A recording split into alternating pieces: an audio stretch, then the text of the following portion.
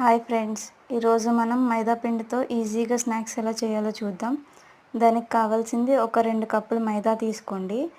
దానిలో ఒక అరకప్పు బియ్యపిండి, ఒక 2 స్పూన్ల సాల్ట్, ఒక స్పూన్ కారం, అలాగే ఒక స్పూన్ ఆయిల్ వేసుకోండి. తర్వాత కొంచెం కొంచెం వాటర్ వేసుకుంటూ కలుపుకుంటూ చపాతీ ముద్దలాగా అయితే చేసుకోండి. ఆ చపాతీ ముద్దని ఒక హాఫ్ అన్ అవర్ అట్లా ఉంచండి.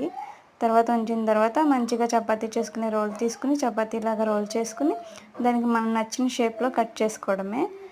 సో కట్ చేసుకున్న పీసెస్ అన్నిటిని ఒక ప్లేట్లోకి తీసుకుని స్టవ్ మీద పాన్ పెట్టండి. పాన్లో డీప్ ఫ్రైకి తగినంత ఆయిల్ పోసుకుని అది వేడెక్కిన తర్వాత మనం కట్ చేసుకున్న పీసెస్ ఏవైతే ఉన్నాయో అవి ఫాస్ట్గా వేసుకుని వేసుకోవడమే.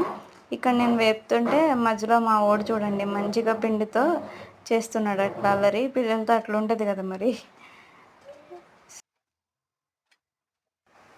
సో అలా వేపుకున్న తర్వాత అవి కొంచెం బ్రౌన్ కలర్లోకి వచ్చిన తర్వాత తీసేసుకోండి. చూడండి ఎంత క్రిస్పీగా వచ్చినాయో.